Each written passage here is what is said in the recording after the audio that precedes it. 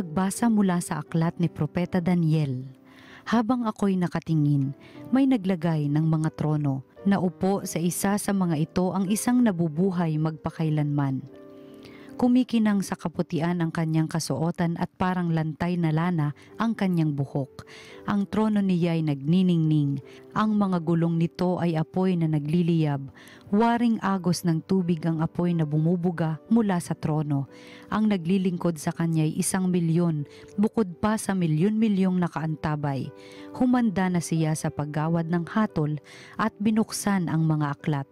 Patuloy ang aking pangitain. Ang nakita ko naman ay isang tila taong nakasakay sa ulap. Bumaba ito at lumapit sa nabubuhay magpakailanman. Binigyan siya ng kapamahalaan, ng karangalan at ng kaharian. Siya ay paglilingkuran ng lahat ng tao, bansa at wika. Ang pamamahala niya ay di matatapos at di babawiin at hindi mawawasak ang kanyang kaharian. Ang salita ng Diyos. Panginooy maghahari, lakas niya'y mananatili. Ang poon ay maghahari, magalak ang kalupaan. Lahat kayong mga pulo ay magsaya at magdiwang. Ang paligid niya'y ulap na lipos ng kadiliman. Kaharian niya'y tapat at salig sa katarungan. Panginooy maghahari, lakas niya'y mananatili. Yaong mga kabundukay natutunaw parang pagkit sa harapan ng dakilang Panginoon ng daigdig.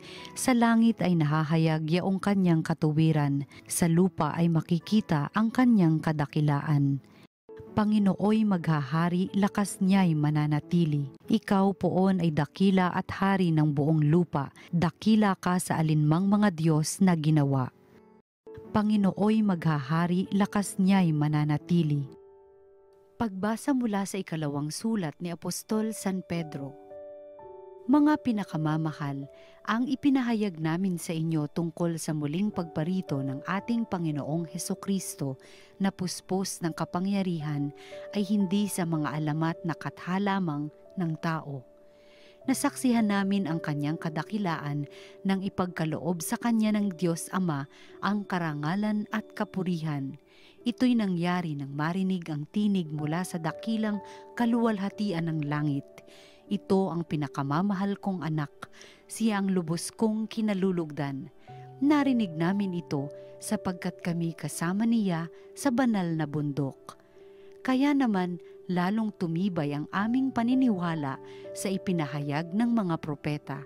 Makabubuting ito'y pag-ukulan ninyo ng pansin, sapagkat ang nakakatulad nito ay isang ilaw sa karimlan na tumatanglaw sa inyo hanggang sa mamanaag ang araw ng Panginoon at ang sinag ng tala ng umagay maglagos sa inyong puso.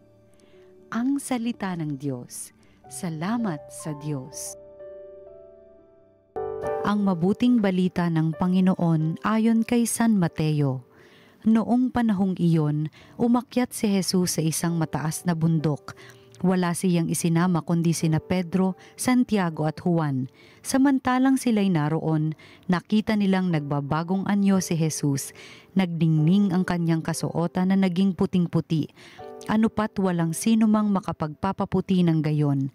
At nakita ng 3 alagad si Moises at Elias na nakikipag-usap kay Jesus.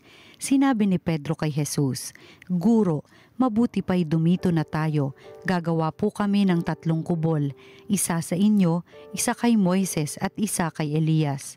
Hindi nalalaman ni Pedro ang kanyang sinasabi sapagkat masyado ang takot niya at ng kanyang mga kasama, at nililiman sila ng isang alapaap at mula rito'y may tinig na nagsabi, "Ito ang minamahal kong anak, pakinggan ninyo siya." Pagdaka, tumingin ang mga alagad sa paligid nila at nakitang wala na silang kasama roon kundi si Jesus. Habang bumababa sila sa bundok, ay mahigpit na itinagubilin sa kanila ni Jesus, "Huwag ninyong sasabihin kanino man ang inyong nakita hanggat hindi muling nabubuhay ang anak ng tao." Sinunod nila ang tagubiling ito, ngunit sila-sila'y nagtanungan kung ano ang kahulugan ng sinabi niyang muling pagkabuhay. Ang mabuting balita ng Panginoon. Pinupuri ka namin, Panginoong Hesukristo.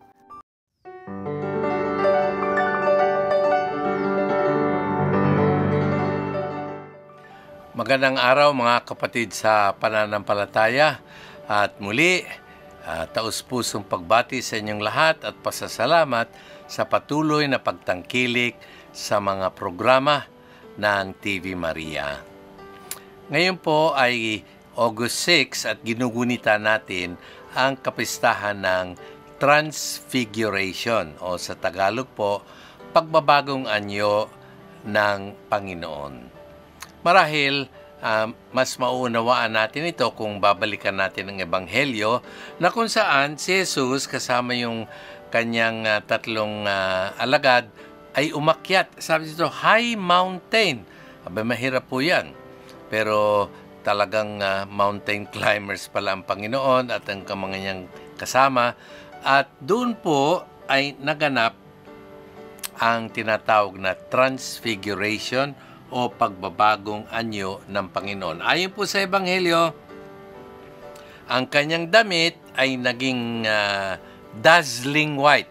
Ang suot ko po sutana, puti. Pero hindi po ito dazzling white. Ang Panginoon Diyos po, yung kanyang damit parang kumikinang na hindi mo maintindihan. Talagang ibang-iba po, ibang-iba po. At yan ang napansin ng mga alagad. Pagkatapos, ayon sa Ebanghelyo, dumating po ang dalawang celebrities ng Old Testament.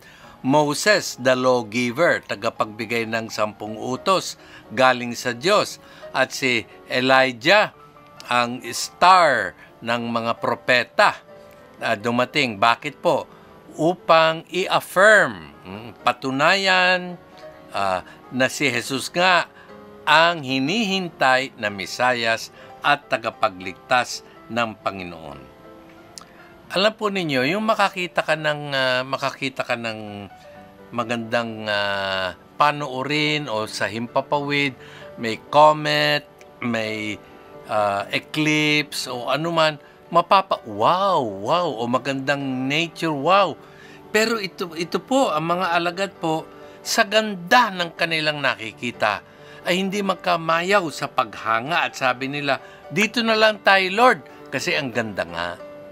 Pero hindi naman nagtagal ito at narinig nila ang tinig ng Panginoon, "This is my beloved Son." Ito ang aking pinakamamahal na anak. Pakinggan ninyo siya. Oo. And then, pagkatapos yan, back to normal na uli ang ating Panginoon. So, anong ibig sabihin po nito at ano po ang aral na ito? Ipinamalas po ng ating Panginoong Jesucristo yung kanyang anyo bilang anak ng Diyos. Makapangyarihan, glorious. Ay, hindi po natin madidescribe yan sapagkat una, wala po tayo doon. Pero kahit nandun po tayo, mahirap pong i-describe yung anyo ng Panginoon na ibang-iba po. Sabihin natin, parang pinasilip ni Jesus yung kanyang mga alagad sa kanyang anyo bilang anak ng Diyos. Yan po ang tanging masasabi natin sapagkat mahirap pong ipaliwanag ito. Ano po ang mga aral? Una, na si Kristo po ay tunay na Diyos, tunay na tao. Kaya tama-tama po ang wika ng Ama, ito ang aking mahal na anak, pakinggan ninyo siya. So si Kristo po, hindi basta-basta yan. Anak po ng Diyos yan. Sinasamba, pinupuri, pinasasalamatan. At yan po ang dapat nating gawin sa tuwina sapagkat si Jesus po ay tunay na Diyos at tunay na tao. At dahil diyan, alam natin na kahit siya naghirap at nagpakasakit sa krus, namatay, siya ay nabuhay na maguli, and He became glorified. Yung kanyang katawan na naging mahirap pong ipaliwanag ito. Pero yan po ang sinasabi ng Ebanghelyo, sapagkat siya po ay tunay na anak ng Diyos. So sa araw na ito po ng Transfiguration, sambahin natin, purihin, pasalamatan ang Panginoon. Pangalawa, kilalanin at tanggapin natin siya bilang ating Mesiyas, bilang anak ng Diyos. At pangatlo, lagi po natin siyang susundin. Makikinig po tayo sa Kanya, sa Kanyang mga aral, lalong-lalo na sa ating pagbabasa ng banal na Ebanghelyo. Sa ganito pong pamamaraan, ay tunay na mapapabilang tayo sa mga kinikilalang anak ng Diyos, ampon ng Diyos Ama sa langit at kapatid ng ating Panginoong Jesucristong nangangako na darating din ang araw na hindi lamang siya, kung hindi tayo rin, pag tayo nakarating sa langit, matratransfigure din tayo bilang mga adopted children of God sa kaharian ng langit. Amen.